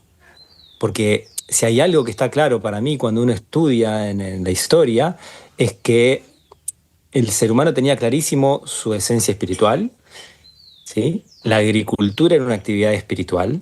Vos fíjate cómo se trabajaba la tierra, hay cantos, era un acto devocional, ¿no? Teníamos deidades de la siembra, de la cosecha, ¿sí? O sea, el alimento era mucho más que la materia, era mucho más que nutriente. Era un regalo divino, ¿sí? De la cultura que sea, de la religión que sea, eso no va, pero en cualquier lado uno sabía que cuando tenía algo de alimento, no tenía nutrientes solo.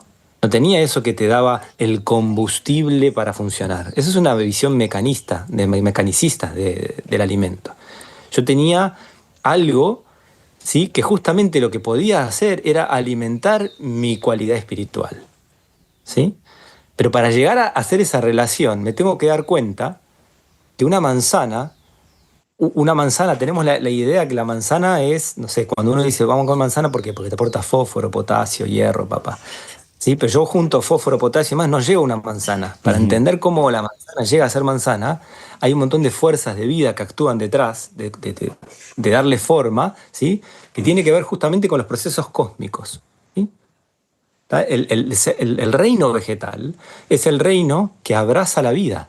Toda la vida en la Tierra es gracias al reino vegetal. Animales y humanos, en realidad tomamos la vida del mundo vegetal, comemos la vida del mundo vegetal. Es el que puede sostenerla ahí. Entonces, vos fíjate que en el inicio de cualquier agricultura, en realidad la agricultura empieza mirando para arriba, mirando el cosmos. El origen de la agricultura tiene que ver con estudiar las influencias del Sol, de la Luna, de Júpiter, Saturno, de Marte, todos los planetas. Fíjate cómo en la antigua Persia, Egipto, los pueblos precolombinos desarrollaron cantidad de calendarios para estudiar el cosmos y hacer agricultura a partir de lo que pasaba arriba. Lo que pasa arriba es justamente lo que trae la fuerza de vida de un alimento. Nosotros lo que tomamos en verdad de eso es esa vitalidad. No tomamos los nutrientes. No tomamos los nutrientes. Los nutrientes es lo que menos importa. Estamos atascados con esta mirada mecánica, pero lo que más nos impacta son, ¿sí?, la vitalidad que trae ese alimento. Esa vitalidad es la que más está conectada con nuestra cuestión espiritual. Entonces, cuando vuelvo a tu pregunta de cómo puedo vincular lo que como con mi desarrollo espiritual, ¿sí? Lo Ujú. primero me tengo que dar cuenta que la agricultura es una actividad espiritual. Es traer un poco el cosmos a la tierra, vinculándome con yo como un ser anímico espiritual. No soy materia, ¿sí? Yo no como sin agrotóxicos, como decías antes, porque le tengo miedo a los venenos. Es lo que menos me importa. Yo lo que busco son alimentos con vida, que tengan vitalidad, que provengan de agriculturas donde se trabaja con las fuerzas del cosmos. ¿Sí? Por eso me apasiona tanto la agricultura biodinámica, por ejemplo, porque me parece un sistema moderno que se aproxima a lo que fue los orígenes de la agricultura, el estudiar el cielo y entender cómo el cielo actúa en la tierra. ¿Sí? Qué hermoso eso. Cuéntanos un poquito más de la biodinámica. La biodinámica para mí es apasionante, todavía no está entendida. No está entendida. Para mí, cuando yo me pongo, digamos, para hacértelo corto, ¿no? Así como te decía al principio de la charla, que la alimentación fue como la soga que me iba llevando en este despertar de conciencia y de estudiar y preguntarme un poco qué soy, qué hago acá en la Tierra, siempre me gustaron las actividades vinculadas con la Tierra. O sea, me gustaba hacer huerta, vivía no sé, un departamento, una casita chiquita, pero tenía mi huerta de maceta. Y en esa época lo que más me atraía era la permacultura, ¿no? La permacultura y después fue la agroecología. El concepto de agroecología en Argentina no tiene tantos años, ¿sí? Cuando o sea, nosotros empezamos a tomar conciencia de que tenemos un modelo de agroindustria lleno de venenos, el primero que le hace oposición a eso en Argentina es el modelo orgánico. ¿Sí? O Ujú. sea, el cultivo orgánico con certificación, con todo lo bueno y malo que eso tiene, ¿no? Ujú. Digamos, ¿no? Los sellos de certificación y toda esa historia. Y la agroecología llega años después como para complementar lo que el mundo orgánico no traía, ¿no? El mundo orgánico a veces tiene alimentos con valores muy altos por los sellos y las empresas certificadoras, etcétera, etcétera. Entonces la agroecología trajo otra historia, ¿sí? Entonces yo siempre ahí aprendiendo de permacultura, agroecología y demás, pero no era mi actividad principal. Empezó a ser mi actividad principal cuando yo vuelvo un poco a comer carne, cuando me empiezo a volver a decir de dónde viene mi alimento, me vuelvo a conectar con las granjas, ahí me pongo a estudiar y a hacer la formación de agricultura biodinámica acá en Argentina. ¿Sí? La gran diferencia, yo te tengo que decir una sola diferencia de la agricultura biodinámica con otras agriculturas, la permacultura o la agroecología, porque todas trabajan sin venenos, digamos, todas trabajan tratando de entender a la naturaleza y de cómo puedo acoplarme en los procesos, ¿no? Ujú. Es que mira primero para arriba. Ujú. Esa es la enorme diferencia. La agricultura biodinámica desarrolla todos los años un calendario y trata de entender cómo es la influencia del Sol, la Luna, Júpiter, Marte y demás sobre la Tierra. Y hace agricultura a partir de eso. ¿Sí? Ujú. Y eso para mí es esencial. Esta es la que desarrolló Steiner, ¿no es cierto? Eso hay que trabajarlo más, porque Steiner ni siquiera usó la palabra agricultura biodinámica. Hmm. La palabra viene después cuando él muere. Steiner lo que hace es justamente, a Steiner se le acercan preguntándole, ya con la gran problemática de que estaba cayendo la fertilidad, se notaba que caía la fertilidad, las semillas ya no duraban tantos años, cuando uno las quería germinar, o sea, la tierra estaba mostrando que estaba cayendo la fertilidad en la tierra. Y de hecho, él dice, lo que ustedes están viendo en el reino vegetal, dentro de poco lo van a ver en el reino animal, y va a llegar al ser humano. Y vos fijate la cantidad de problemas de fertilidad que estamos teniendo como humanos, ¿no? Ujú. ¿No? Pasaban las décadas y los problemas cada vez eran mayores. Entonces él lo que hace es dar unas conferencias donde lo que invita es a que estudiemos a la naturaleza. Cómo son las fuerzas de los planetas más lejanos, los más cercanos, cómo actúan en la Tierra. A tratar de entender eso. Y hacer agricultura a partir de entender eso. Y posterior a su muerte se forma un grupo de un montón de agricultores que ponen a estudiar un poco lo que él trajo, lo que él dijo. Pero él no acuñó el término agricultura biodinámica. Eso vino después. Pero él dio las fórmulas, digamos, yo no conozco muy poco al respecto, pero entiendo que te dicen que en tal luna entierres un cacho de cordero con no sé qué cosa dentro y le dejes no sé cuánto tiempo abajo del suelo, cerca de un árbol de, qué sé yo. Como que son muchas fórmulas muy específicas, muy difíciles de comprobar en el sentido de cuál es el principio detrás de estas fórmulas, ¿no? ¿Cómo compruebas cuál es la influencia de Júpiter o cómo, qué sé yo, como son cosas que como yo lo entendía desde mi ignorancia, porque lo he estudiado muy poco, son canalizaciones de Steiner que son muy difíciles como de absorber para entender, ¿no? Son difíciles y no lo son.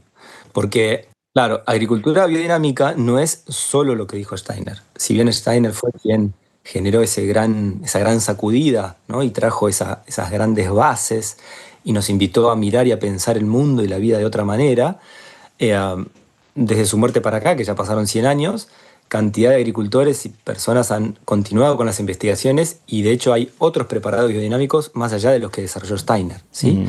Entonces, digo, se puede llegar a las pautas básicas de cómo se desarrolla un preparado, tratando de entender cuál es la fuerza que actúa en la vejiga del ciervo y por qué la vejiga del ciervo y no la vejiga de otro animal. Se puede llegar a entender qué tipo de fuerza está actuando ahí y qué efecto me va a generar en mi cultivo el preparado después, digamos, ¿no? Ujú. Entonces, no es un sistema de creencias, es algo que yo puedo estudiar, puedo meterme en la naturaleza y puedo ver los efectos. Eso es para mí lo más apasionante pasa por ahí. Yo no tengo que Ujú. creer nada. Por ahí de entrada sí tengo que probar algo que me parece muy extraño, digamos. ¿Y esto? Ujú. ¿Qué es esto de bosta metida dentro de un cuerno? Pero después puedo acercarme primero a ver las manifestaciones en la naturaleza que me están mostrando que, claro, es así. Ujú. Y la parte astronómica, digamos, casi astrológica, vendría a ser en el sentido de que cómo se miden las influencias de los planetas en diferentes procesos de la huerta o qué sé yo. ¿Hay algún tipo de empiricismo como te digo, sistematizable, así, de cómo entender y transmitir la influencia de los astros en las plantas? Sí, claro, claro. O sea, hoy contamos con un calendario biodinámico, que es un calendario astronómico que se desarrolla en muchos países a partir de la realidad de cada país. Digamos, el calendario biodinámico de España no es el mismo que el de Argentina, ¿no? En función de cómo están las influencias de estos astros para el país en cuestión, ¿sí? Eh, y eso no surge, o sea, primero, eh, muchas de estas cosas surgen después de muchos años de investigación, ¿sí? Hay un trabajo muy interesante a partir del cual se llega al calendario biodinámico, que es el que hizo María Thun durante más de 20 años, donde ella se pone a estudiar bien a nivel laboratorio, con cada movimiento planetario, cómo impactaba al sembrar distintas semillas, ¿sí? Podés buscar trabajos de María Thun, hay un libro muy interesante que tiene que ver justamente con mostrar cómo si siembro en determinado momento, si cosecho en otro, de golpe el rabanito me sale redondo, me sale alargado, me sale, ¿sí? Entonces, todo eso no es, por eso te decía, no es un sistema de creencias, es algo que yo lo estoy poniendo en práctica todos los días y me encuentro en la vivencia con los resultados, digamos, ¿no? Qué interesante. Y es predecible digamos, tú, por ejemplo, ¿nos puedes dar un ejemplo como el que dijiste del rábano, así, de algo que tú puedes practicar y predecir diferentes resultados según el calendario biodinámico? Sí, todo, digamos, eh, es muy complejo, ¿sí? Pero vos podés, digamos, yo he trabajado bastante con una misma semilla, probar de plantarla en distintos momentos de lo que es el calendario. El calendario según, ¿no? Digamos, en el calendario se estudian los distintos movimientos de la luna, de dónde están los planetas y demás, ¿sí? Tenés el movimiento de la luna ascendente, descendente, el movimiento de las fases lunares, ¿sí? Cada una de esas, de esos movimientos va a traer determinadas influencias, ¿sí? Entonces, varios ejercicios que he hecho es de agarrar una misma semilla, o sea, de una planta, y probar en distintos momentos del calendario de plantarla, la misma partida de semilla, y seguir los resultados, ¿no? Entonces, en los nodos, por ejemplo, suele pasar que la semilla por ahí no germina. Y es una semilla que tenía un poder germinativo buenísimo. Pero ese día no me germina de golpe. En cambio, lo planto cuando está por ahí cerca de la luna llena, con determinado movimiento de agua, y puedo tener después mucha predisposición a hongos en la planta. Bueno, hay distintos trabajos para hacer en función del lugar donde estoy, de la época del año en la que estoy, ¿sí? Y del tipo de cultivo que voy a hacer. Ujú. Qué fascinante. Pero no. Y es muy atrapante también. Porque tiene mucho de esto de decir de experimento y veo, ¿no? Resultados y trabajo sobre eso. Ujú. Y no sé si es cierto, pero yo había escuchado que van muchísimos años seguidos que el mejor vino se ganan los viñedos biodinámicos en algún concurso que hay de vinos, ¿no? ¿Es cierto? Sí, sí. Pero eso vuelve a relacionarlo con esto otro que yo te decía. Cuando tengo una manzana, ¿sí? Yo te puedo hablar de dos aspectos. Un ámbito que es el que venimos estudiando, la materia, la sustancia, el nutriente. Entonces, la manzana la hemos reducido a el fósforo, el potasio, no sé, lo que aporte la manzana. Pero no es solo eso la manzana, por más que nos hayan hecho creer eso. Está todo lo otro, que tiene que ver con las fuerzas de vida que han dado forma a esa manzana. Esas fuerzas de vida tienen que ver con el tipo de agricultura que se haga y cómo se entiende lo que pasa en el cosmos y lo que pasa en la Tierra. ¿Y cómo yo me puedo dar cuenta? El primer lugar que yo me puedo dar cuenta como un humano así bien concreto es en el color, en el sabor, en el olor. Eso está muy vinculado a las fuerzas, a la vitalidad que ha actuado en ese alimento. Entonces, lo que se empieza a encontrar es que los alimentos biodinámicos tienen sabores, olores muy intensos, más profundos. Que eso, ahora podés hacer la cuenta para atrás y darte cuenta que en la agricultura con venenos, las cosas cada vez tienen menos gusto. La lechuga no tiene gusto, parece tergopol. No sé qué parece. Las cosas no tienen gusto. Y eso tiene que ver con la vitalidad que actúa en ese suelo, que capta a la planta desde la interacción con el cosmos. Y eso es agricultura. Entonces, el primer lugar donde todos nosotros nos podemos dar cuenta, y nos estamos dando cuenta, solo que no le damos la atención que merece, es a partir de los sabores y de las texturas. Todo lo que viene de un cultivo agroecológico, pero más biodinámico, tiene otro sabor. Tiene otro sabor. ¿Y cómo explicamos eso desde la mirada actual? No hay mucha explicación. La ciencia actual no pone el ojo a eso porque no sabría ni cómo explicarlo. El único comparación que te hacen cuando agarras los estudios y te dicen, a ver, beta-caroteno, ¿cuánto tiene la zanahoria beta-caroteno en el cultivo con agrotóxico? Tanto. ¿Cuánto tiene el biodinámico? Tanto. Por ahí es un poquito. Pero eso sería la sustancia, la química, la materia. Y yo lo que te estoy hablando es justamente de la vitalidad. El sabor de la zanahoria biodinámica es muy superior en su expresión a lo que es la zanahoria de un cultivo con agrotóxicos, que no tiene gusto a nada. Ujú. ¿Se entiende? Total, me encanta. Oye, te quiero hacer una pregunta como para ir cerrando, porque me quedé con la curiosidad, porque tú dijiste algo como que tú crees que la evolución humana va más bien hacia alimentación más vegetal. ¿Fue algo así lo que dijiste? Sí, sí. ¿Me quieres explicar un poco? Es algo para desarrollar en profundidad, ¿no? Entonces yo por ahí lo que puedo traer son algunas preguntas, pero claramente esto se apoya con lo que veníamos charlando antes de tratar de estudiar al ser humano en su evolución con la evolución del alimento. Digamos, hay razones en esa evolución por lo cual dejamos de ser cazadores-recolectores. Y razones profundas, mucho más allá de no estaba el alimento disponible, no.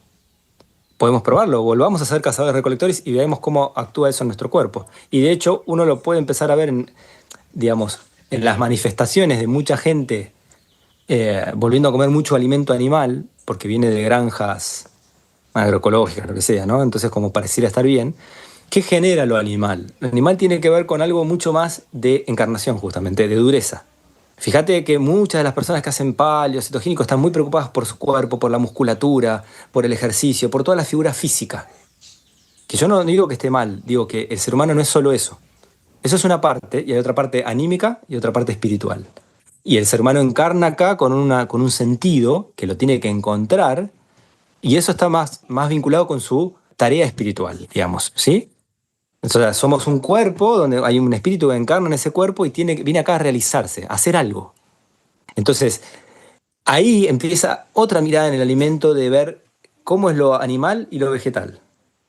¿Sí? Y las preguntas que puedo decir es, ¿por qué hubo tantos pensadores, grandes pensadores a lo largo de la historia de la evolución, que tuvieron una inclinación vegetariana? No digo que hayan sido vegetarianos 100%, pero hay muchos pensadores, muchos griegos, por ejemplo, que tenían una inclinación más hacia lo vegetal que lo animal. Por ahí comían algo de carne, pero encontraban en lo vegetal esa cualidad que te permitía acceder a esas profundidades del pensar, ¿no? Del desarrollo del pensar en lo humano. ¿Sí? Entonces, de esa época cazador-recolector primitiva, de un ser humano más primitivo, ¿sí? Más instintivo, más guerrero en ese sentido, más de estar en la naturaleza, metido, ¿no? Te diría casi como un animal más, empieza todo un proceso en la evolución y tiene que ver con el desarrollo de esa conciencia y con ir perdiendo un poco esa cualidad de instinto, donde viene la agricultura, y la agricultura tiene mucho que ver con traer el cosmos a la tierra. Entonces, la agricultura, los cereales tienen mucho que ver con ese desarrollo espiritual del ser humano en la tierra. Y en eso hay un paulatino descenso de la necesidad de consumo de carne. ¿Sí? Pero es un estudio muy profundo que hay que tratar de hacer y de hacerse esa pregunta. ¿Por qué empezamos a hacer agricultura realmente? No tiene nada que ver eso con poder acumular alimento ni poder comercializar. Esa es la explicación que te da una cabeza materialista del día de hoy. No tiene nada que ver con eso. ¿Sí? Entonces hay que hacerse preguntas más profundas y en eso empezar a entender y darse cuenta cómo, y cada uno de nosotros puede hacer esa experiencia. No tienen que creerle a nadie. Lo más lindo de la etapa actual que vivimos es que podemos vivenciar esto. Pónganse durante 15 días a comer solamente carne, mucho huevo y demás, y traten de observar qué tipo de pensamientos tienen, qué tipo de descanso tienen, hacia qué tipo de actividades te lleva eso. Y por otro lado, hacer una alimentación basada en cereales, con hortalizas, frutas, semillas, siempre estamos hablando de alimento de calidad, ¿no? Alimento de origen agroecológico y demás, y tratar de ver también a ver qué tipo de pensamientos tengo, cómo me relaciono con el otro, hacia dónde van mis intereses. Y entonces el exceso de lo animal, desde mi punto de vista, tiene mucho que ver con una sociedad muy materialista, muy arraigada a la materia, como es esta. El exceso. La medida de cuánto sí, cuánto no, es una respuesta que solo puede dar cada individuo. Yo no le puedo decir a Felipe que está comiendo mucha carne o poca carne. Felipe se tiene que dar cuenta solo, a partir de la información y a partir de su vivencia, de las dos cosas. ¿Sí? Porque tenemos que tener en cuenta que estamos en un momento evolutivo en el cual nos quedamos ciegos con la información, ¿no? Y seguimos la información y olvidamos la experiencia que nos está. Entonces por ahí estamos gordos o estamos flacos, estamos desnutridos, pero la información nos dice que tenemos que hacer tal cosa y no observamos lo que nos pasa en nuestro cuerpo. Entonces hay que tratar de juntar la teoría y la información que tengamos con la práctica y la experiencia que vamos teniendo. Y en eso ir encontrando. Qué loco, esto, pucha, me da ganas de hacer todo otro episodio solo sobre esto porque creo que es... Y sí, yo cuando arrancábamos creí que íbamos a ir por este lado, pero bueno, siempre hay que llegar a este lado, ¿no? Hay toda una presentación y decir cómo llegamos a todo esto, ¿no? Abre todo un tema porque, digamos, me hace sentido lo que dices y al mismo tiempo me hace mucho ruido. Porque esta tendencia, que bien puede ser cierto, que la humanidad va hacia una naturaleza tal vez menos encarnada en el sentido de menos animal, más ligera, más, no sé cuál será, más etérea. Lo que se me viene mucho es esta idea de la evolución, como de que, digamos, de que el futuro sería como que tiende hacia esta típica caricatura del alien, ¿no?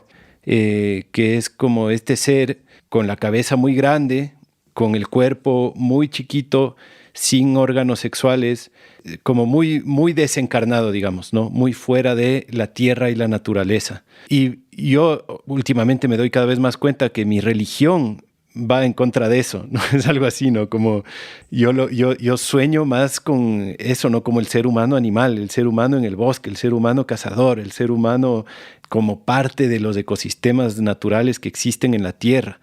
Y sí creo, y creo que me da una especie de miedo, ¿no? Que es verdad lo que tú dices, que el ser humano va evolucionando, tal vez.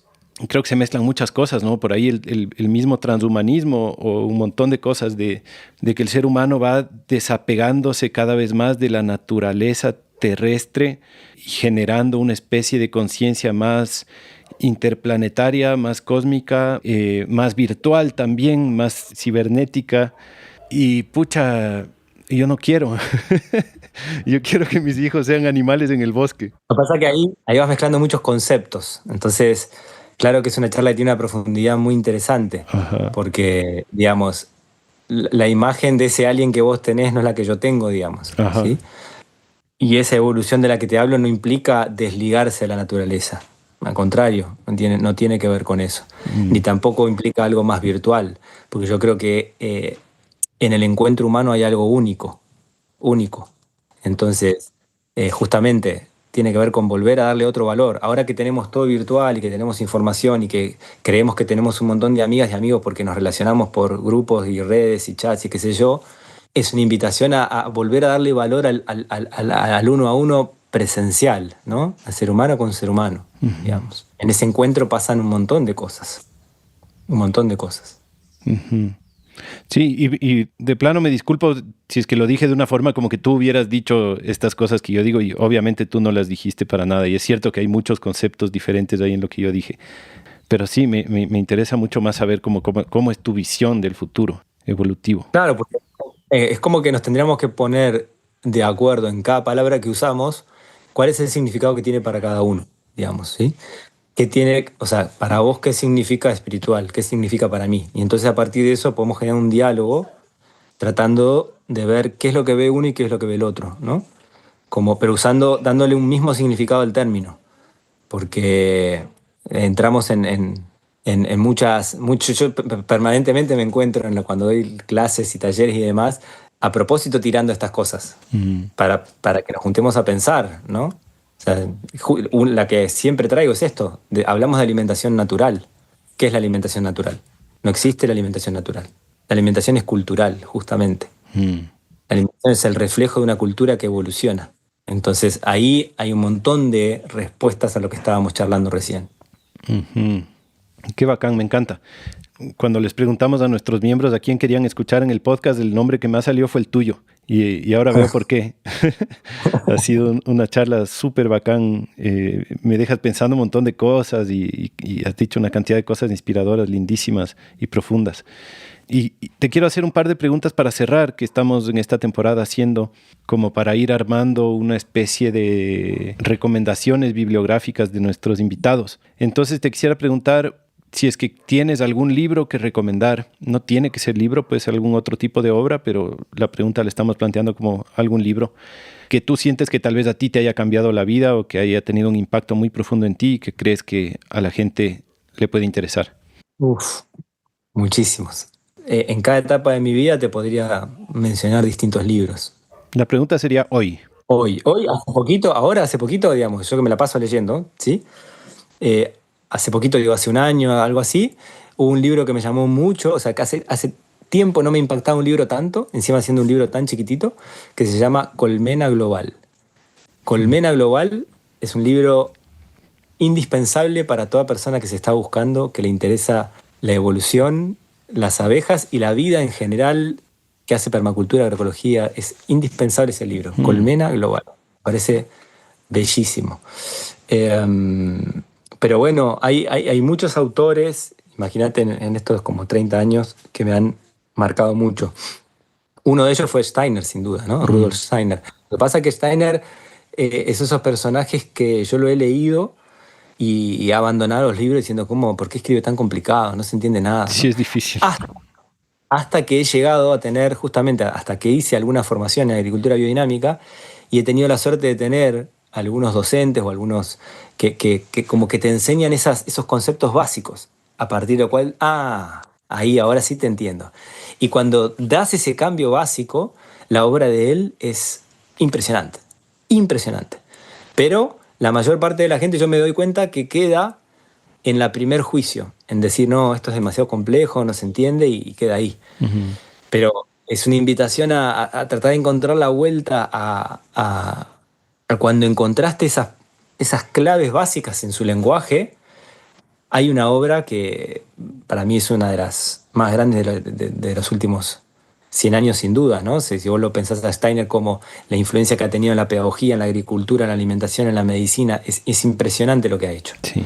Pero justamente hay que dar ese paso. Una vez que lo das, decís, no, ahora a mí lo que me urge es, no me va a alcanzar la vida para leer todo lo que dejó este maestro tan maravilloso, ¿no? Pero bueno, en distintos ámbitos hay muchos libros que me han gustado. Siempre digo, si vamos a algo más concreto de la alimentación, a mí que me apasiona la fermentación, me parece que es hermoso leerlo a Sandor Katz, por ejemplo, ¿no? El libro del arte de la fermentación o fermentación salvaje. Hay un montón de él que él tiene una capacidad. A mí me gusta mucho leer historias, ¿no? Me cansé de la nutrición del nutriente, imagínate, ¿no? Las estudié tanto que ya cuando entra un libro clásico de nutrición ya me aburre porque además sé que es un callejón sin salida. Entonces me gusta cuando la persona cuenta experiencias, cuando cuenta, y Sandor en ese libro de fermentación trae experiencia. Además tuve la suerte de compartir acá con él cuando se hizo el primer festival de fermentaciones, estuve cocinando con él, así que fue algo maravilloso. Pero bueno, ese libro en particular me parece muy, muy, muy lindo. Pero bueno, hay muchísimos. Tal vez es buen momento de enchufar tu propio libro también, porque sacaste uno hace no mucho, ¿verdad? Salió en el 2023, digamos, primer libro así oficial por una editorial grande, ¿no? Como yo había escrito antes, en las épocas yo elaboré alimentos durante muchos años de mi vida, me dediqué a elaborar alimentos agroecológicos y demás, ¿no? Tenía locales y comercializaba alimentos. Y en esas épocas que también daba clases de alimentación y de cocina, escribía pequeños libros de distintos temas. Por ejemplo, la B12, ¿no? La B12 fue algo que yo estudié mucho en mis épocas de vegetariano vegano y escribí un pequeño librito. Pero todo de una manera autogestiva, ¿no? Como tenía los locales, los comercializaba en los locales o en los barrios, en la zona. El año pasado, en el 2023, edité mi primer libro así ya más a nivel nacional, y de hecho que se vende en otros países, que es Una cocina que te cambia la vida. Que sí, bueno, fue un libro que juntó un poco. Hay un relato como autobiográfico vinculado a la alimentación, donde cuento un poco algunas de las cosas que fuimos charlando.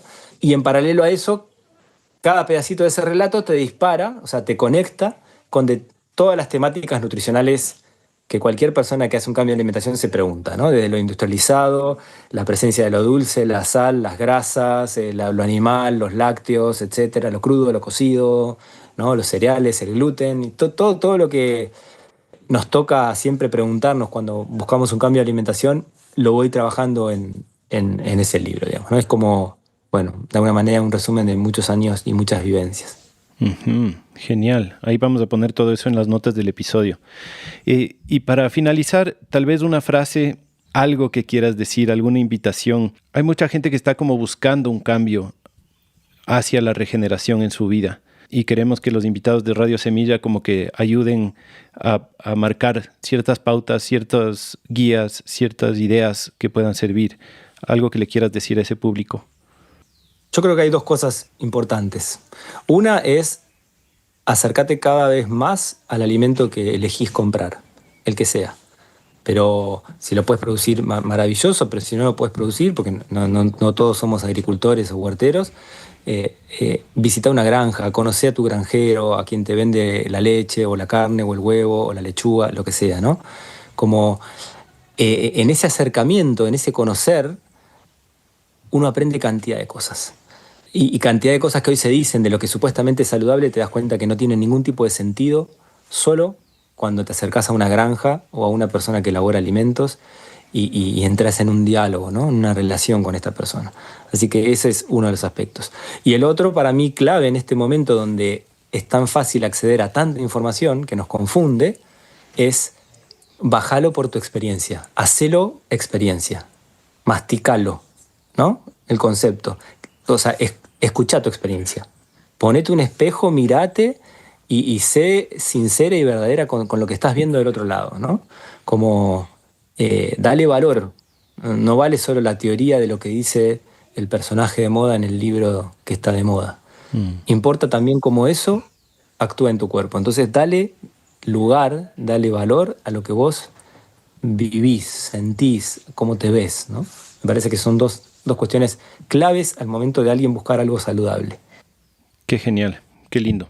Alex, hermano, te agradezco muchísimo. Qué honor y qué gusto.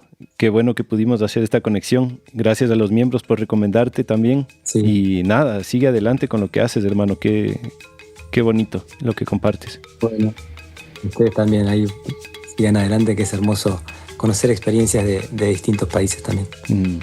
Chévere. Te mando un abrazo muy grande. Que tengas un lindo día. Gracias. Un abrazo enorme. Y chao a todos. Gracias por escuchar.